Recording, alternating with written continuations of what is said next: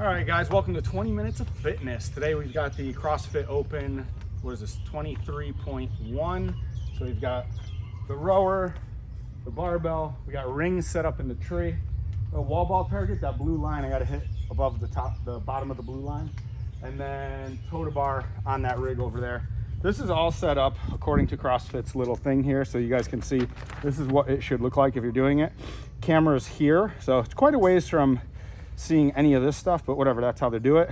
8 feet. So let's walk through this. Rower, we'll start here with the barbell. So you've got 15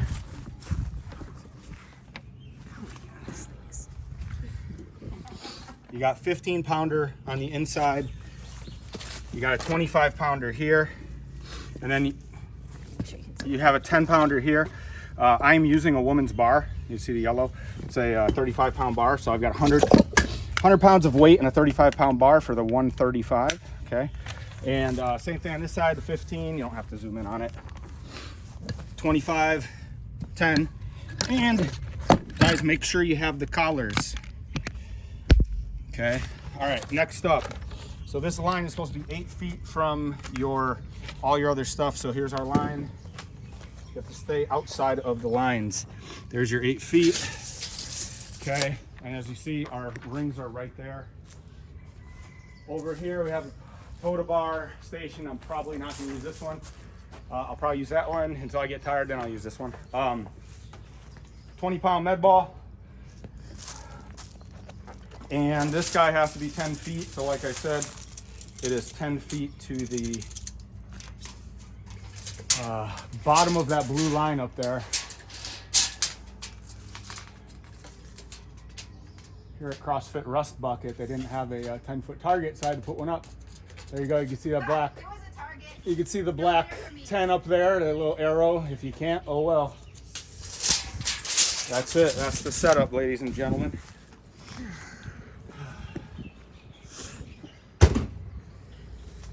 So my goal here, this is our clock right here. My goal is to, 10 years ago or whatever, I got 2 muscle ups. So I haven't been CrossFitting, really, maybe once or twice a week. Nice shirt. But obviously I was gonna do this. This will be my 13th open, so I have to do it.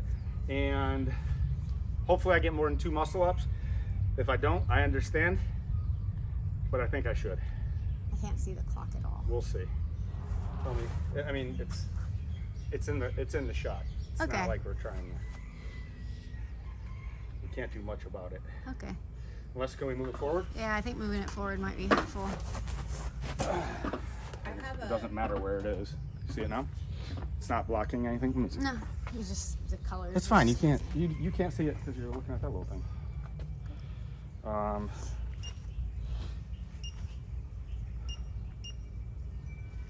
Counting up, yeah? Yep, has to count up. Then we have to do just hit start. Yep. All right. Fuck.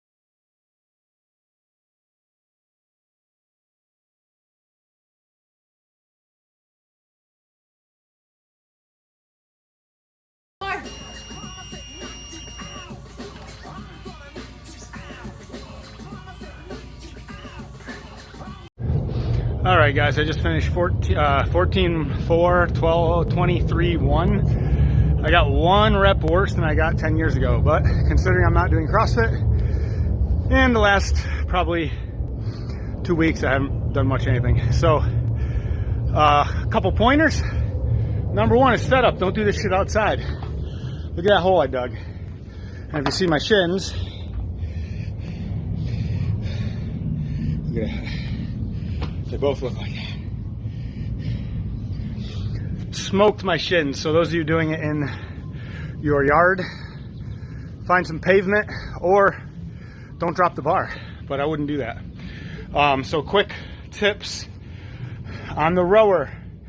First off, you can't win it here because it's the beginning, but you can lose it. So make sure you don't blow yourself up. Know your limits on this.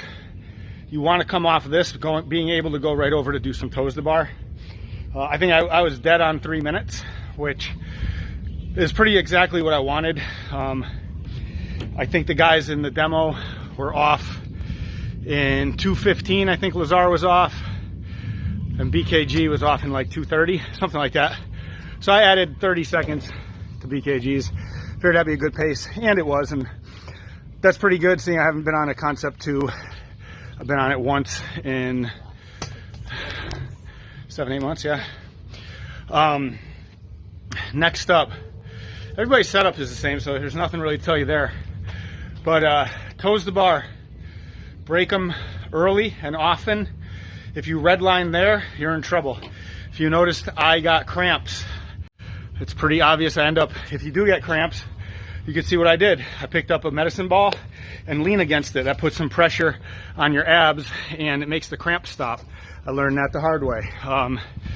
That was unexpected. That's kind of why, I guess that's why I didn't beat my 2. I would have got at least 3. Wall balls, there's no secret. I like to do descending rep scheme. And that one, I grabbed the ball and I did, I think, 11. And then I kind of was like, oh, I should have did 12, 11, 10, 9, I think. 10, 8 would have been. So I did like 11, 12, 10, 8, something like that. Whatever it was. I'll put it on the screen. So break that up. Have a plan on that and try to stick with it. Until you get to like the last 10, then it's like, just get them done, even if you go 5-5 or 4-3-3. The rings. I really couldn't tell you much about that. I only did 1. I missed the first one because I usually pull a muscle up out no matter what. But I was way too fatigued. My abs, I couldn't pick my knees up and I had no hip pop. So expect that if you have trouble on the toes to bar, you're gonna have trouble on the muscle ups if you get to them. One thing I didn't mention on the toes to bar is do singles when you get super tired, where you can't string more than a couple together. That's why I'm at a bar that, let's see, no, sorry. I'm at a bar where standing on the ground I can still reach. That way when I land, I don't let go. Because every time you let go, you're gonna have trouble going back up. Just like on the barbell, if you let go, you have to take a little bit to put your hands back on it. And when you're tired, you have a tendency to walk around. That's why you want to go to singles and do them on a bar that's just at your reach when you come down. Make sure you have a little give, that way you don't rip your shoulders out of sockets. But make sure you start from the back, get your legs up, your feet have to come behind the rig line and be off the ground with those arms still locked out, right? So you have to be off the ground totally for it to count. So, but yeah, definitely employ the singles and keep those hands on the bar as much as you can. You'll notice in mine, I tried to stay on them for big sets and I only let myself break like at 5s, 10, something like that, instead of like one, don't do that. And then, like I said, don't do it outside.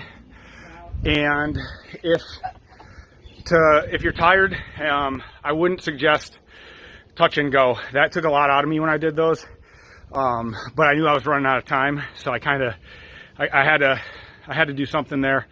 If I got there a little sooner, I would have dropped every single one, probably till the end, and then did like the last maybe 4 or 5 touch and go just to get out of there and get to the muscle ups. But 14 minutes is not a lot of time. A lot of people think they're going to finish a round. Probably not, just saying. But you can definitely come real close. If you're in that top 5-6 percentile, you're going to finish a round. If you're outside that 6 percentile, you're probably looking at getting a good set of muscle ups. If you're outside of the 10, try for 1 muscle up, the 10%. Try for 1 muscle up, or try to get to them. Don't forget, this one's for everybody. Do not scale this workout. Everybody can row, and 1 calorie on the rower is worth more than 1,000 reps scaled. So make sure in the open you ask yourself if you can do 1 rep. This is not about getting a workout in. This is about getting those points and seeing you're standing. All right, guys. That's about it. Tommy, you got anything to say? It sucked. I hate the rower. Bringing back the rower is stupid. I hate it. That's official. That's about it, guys. And with the 14-minute workout, this 6 minutes, this was 20 minutes of fitness.